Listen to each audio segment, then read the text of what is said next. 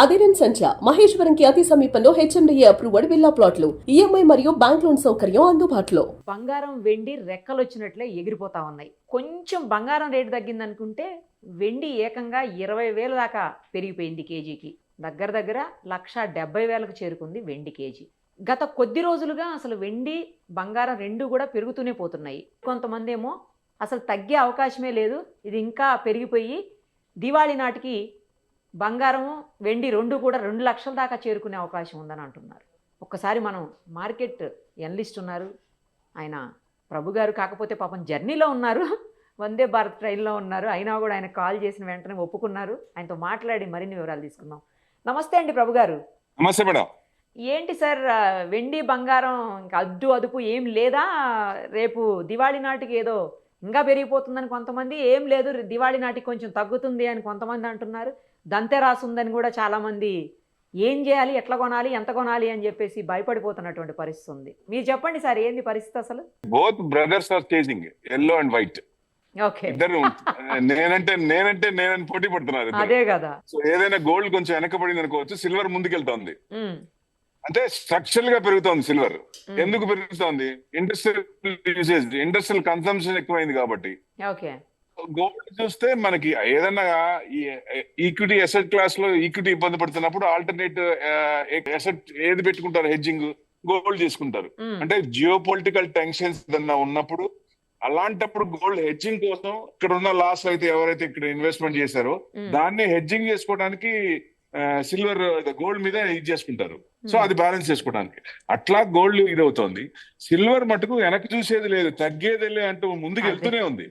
So ఎందుకు పెరుగుతుందంటే విపరీతంగా మీరు ఏది చూసినా, ఏ ఎలక్ట్రానిక్ ఐటమ్ చూసినా silver they are using like anything. దాని వల్ల కన్సంప్షన్ పెరుగుతోంది. ఇప్పుడున్న కంపెనీస్ కే ఎంత అవసరమో అంతకే షార్టేజ్ ఉంది. ఇప్పుడు డిమాండ్ అండ్ సప్లై, డిమాండ్ ఎక్కువ ఉంది కాబట్టి సప్లై, మైనింగ్ తక్కువ ఉంది, సో ప్రొడక్షన్ తక్కువ ఉంది కాబట్టి అది తగ్గకుండా పోయే ఛాన్సులు ఎక్కువ కనబడుతున్నాయి. మరి దివాళీ నాటికి ఏమైనా తగ్గే అవకాశం ఉందని అంటున్నారు కొంతమంది, నిజమేనా సార్ అది? బాగా పెరిగిందండి, 80,000 నుంచి పెరిగింది. ఇప్పుడు కొంతమంది ఏం చేస్తారు, ప్రాఫిట్ బుక్ చేసుకోవాలి కదా. ఏదైనా లెవెల్స్ ఏదైనా కొంచెం ఉంటే కొంచెం కిందగా ఒక 5%, 10% వచ్చే ఛాన్సులు ఉన్నాయి, కానీ విపరీతంగా తగ్గే ఛాన్స్ లేదు. గోల్డ్ కూడా అంతే, గోల్డ్ కూడా కొంచెం బాగా పెరిగింది కాబట్టి కొంచెం తగ్గే ఛాన్స్ ఉంది. ప్లస్ ఏదన్నా ఇప్పుడు అంటే చైనా ఎక్కువ చేసింది, ఎక్కువ వాళ్ళు కనుక అమ్మటం మొదలు పెడితే కొంచెం తగ్గే ఛాన్స్ ఉంటుంది. సిల్వర్ మటుకు వెనక్కి చూసే ఛాన్సే కనపడట్లా. కన్సంప్షన్ ఎక్కువ ఉంది కాబట్టి ఇంకా డిమాండ్ ఎక్కువ పెరుగుతోంది, ఇంకా పెరుగుతుంది. అంటే ఇప్పుడున్న కంపెనీకి ఎంత అవసరం అదే తక్కువ ఉంటే, ఇక ఫ్యూచర్ లో నెక్స్ట్ 5 years కూడా పెట్టుకుంటే మనకి ఎంత ప్రొడక్షన్ కావాలో అది మరీ విపరీతంగా షార్టేజ్ ఉంది. సో దాని వల్ల ఏంటంటే డిమాండ్ అండ్ సప్లై, డిమాండ్ ఉంది కాబట్టి రేట్ అనేది ఇంకా పెరిగే ఛాన్సులు ఎక్కువ కనపడుతున్నాయి దాంట్లో. అసలు గోల్డ్ మైన్స్ లో గోల్డ్ అంతా కూడా షార్టేజ్ వచ్చేస్తుంది, స్కేర్సిటీ వస్తుంది, తగ్గిపోతుంది అని చెప్తున్నారు, నిజమేనా సార్ అది? గోల్డ్ కొంచెం షార్టేజ్ ఉండొచ్చు. అంటే మైనింగ్స్ మనకి తక్కువే కదా, ఒకటి మనకి ఎక్కువ లేవు కదా, మైనింగ్స్ లో కొంచెం తక్కువే ఉంది. సో దానివల్ల మెయిన్ అంటే షార్టేజ్ వల్ల పెరిగింది కాదు, కానీ ఇప్పుడు మామూలుగా రిటైల్ చూడండి, రిటైల్ ఫుట్ఫాల్స్ తగ్గింది, షాపుల్లో తగ్గింది. ఎవరు కొంటున్నారు? మీ ఆడవాళ్ళకి ప్రీసియస్ మెటల్ అది, కానీ షాపుల్లో ఆడవాళ్ళే కనపడుతున్నారు. ఎందుకు కనపడుతున్నారు? ఉన్న మెటల్స్ ని, ఉన్న ఆర్నమెంట్స్ ని లేటెస్ట్ ఆర్నమెంట్స్ తో మార్చుకొని అదేమైనా బ్యాలెన్స్ ఉంటే పే చేసుకోవడానికి తప్ప ఫ్రెష్ గోల్డ్ కొనేవాళ్ళు పర్సెంటేజ్ తగ్గింది.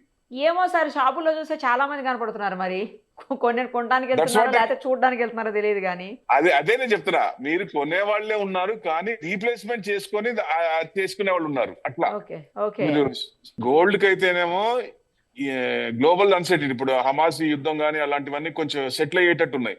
ఎప్పుడైతే సర్టనిటీ అయిందో ఈక్విటీ మార్కెట్ పెరుగుతుంది. ఈక్విటీ మార్కెట్ పెరిగినప్పుడు ఆ అసెట్ క్లాస్ లో ఆ గోల్డ్ నుంచి ఆ పొజిషన్స్ అన్ని ఇటు వచ్చేస్తాయి, క్లియర్ చేసుకుంటారు కాబట్టి ప్రాఫిట్ బుక్ చేసుకుని ఇటు వచ్చేస్తారు కాబట్టి మనీ అంతా డైవ్ అవుతుంది. అప్పుడు గోల్డ్ తగ్గే కొంచెం ఛాన్స్ ఉంటుంది.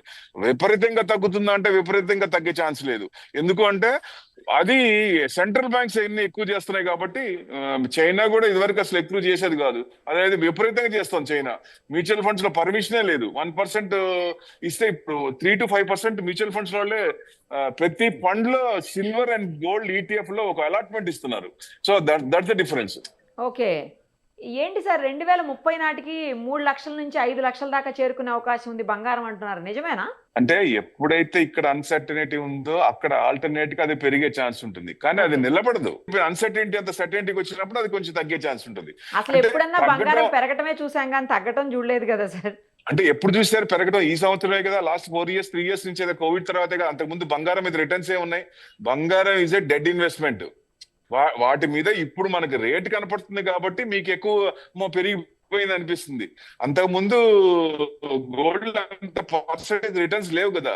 పెరగకపోతే ఓన్లీ డెడ్ ఇన్వెస్ట్మెంట్. అంటే కాన్స్టెంట్ గా స్థిరంగా ఉందేమో తప్పించి తగ్గడం అయితే జరగదు కదా గోల్డ్. ఎప్పుడు తగ్గడం జరగలే. అంటే ఎక్కువైంది కదా, యూసేజ్ ఎక్కువైంది, జనం ఎక్కువ అవుతున్నారు, పాపులేషన్ పెరుగుతోంది, అంటే గోల్డ్ యూసేజ్ పెరుగుద్ది కదా, యా యా ఆ రకంగా పెరుగుతోంది అట్లా. Plus Okay. ఇప్పుడు in addition to that RBI central మనకి ఆర్బీఐ వరల్డ్ మొత్తం సెంట్రల్ బ్యాంక్స్ ఎలా ఉన్నాయి, వాళ్ళు కూడా ఎక్కువ చేస్తున్నారు, దానివల్ల ఎక్కువ పెరిగింది. వాళ్ళు కనుక రివర్స్ అయ్యి ఈక్విటీ మార్కెట్ ని కొంచెం బాగుంది మాట్లాడదాం అనుకున్నా అప్పుడు తగ్గే ఛాన్స్ ఉంటుంది. అట్లా దీనికి ముందుకు ఛాన్స్ కనపడట్లా ఎక్కడ, ఏ మాత్రం కొంచెం ఈ మంత్ కూడా కనపడట్లా.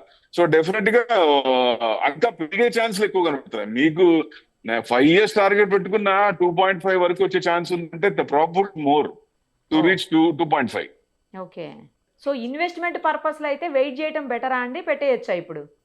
ఇన్వెస్ట్మెంట్ పర్పస్ అయితే గోల్డ్ లో పెట్టడం అనవసరం. ఎందుకంటే మీకు గోల్డ్ అవసరార్థం, యూసేజ్ కోసం ఎంత అవసరం. ఇప్పుడు సపోజ్ మీకన్నా 1 year టైం ఉంది, 1 year ఫంక్షన్ ఏదో మ్యారేజ్ ఏదో ఉంది అనుకోండి. 1 year లో మీరు ఏం చేస్తారు? గోల్డ్ ఫస్ట్ ప్రిఫరెన్స్ గోల్డ్ కి ఇస్తాం కాబట్టి అవును. షాపుల్లో 11 months స్కీమ్స్ ఉంటాయి. ఆ Schemes స్కీమ్స్ ఉంటాయి, అవును. ఆ మంత్లీ ఎక్కువ చేసుకుంటే బెస్ట్, ఒకేసారి కొనుక్కుంటా. ఎందుకంటే కొంచెం తగ్గే ఛాన్స్, ఇప్పుడు యుద్ధాలన్నీ కొంచెం సమస్య పోతే గోల్డ్ కొంచెం తగ్గే ఛాన్స్ ఉంటుంది కాబట్టి మంత్లీ స్టాగర్డ్ మేనర్ లో ఇన్వెస్ట్మెంట్ తీసుకోవడం, బయింగ్ చేయడం బెస్ట్. అదే మీరు ఇన్వెస్ట్మెంట్ పరంగా అయితే సిల్వర్ లో కళ్ళు మూసుకొని తడిగుట్టేసుకొని పెట్టుకోవచ్చు, no doubt at all. Consumption పెరుగుతుంది కాబట్టి. ఎందుకంటే దాంట్లో కూడా కొంచెం ప్రాఫిట్ బుకింగ్ వస్తుంది, కానీ భయపడాల్సింది లేదంటా నేను. ఎక్కువ ఇదివరకు మనకి ఫస్ట్ టైం గోల్డ్ 75,000 ఆ రేంజ్ కి వచ్చిన సిల్వర్ 75,000 వచ్చినప్పుడు అప్పుడు గోల్డ్ కమోడిటీస్ లో ఉన్న పొజిషన్స్ బట్టి అప్పుడు పెరిగింది. కానీ ఇప్పుడు అట్లా కాదు. ఇప్పుడు Okay. స్ట్రక్చరల్ గా పెరుగుతోంది, కన్సంప్షన్ పెరుగుతోంది, ఎక్కువ ప్రొడక్షన్. ఇప్పుడు ఏ వస్తువు తీసుకున్నా దానికి సిల్వర్ వాడుతున్నారు కాబట్టి, సో డిమాండ్ పెరుగుతుంది కాబట్టి దానికంటే ఎల్లో మెటల్ కంటే వైట్ మెటలే నేను స్ట్రాంగ్ అని చూపిస్తోంది. రైట్. Thank you sir. మీరు బిజీగా Thank you ఉన్న అండి. జర్నీలో ఉన్నా కూడా లైవ్ కాల్లోకి వచ్చి మొత్తం వివరంగా చెప్పారు. Thank you so much. Thank you అండి.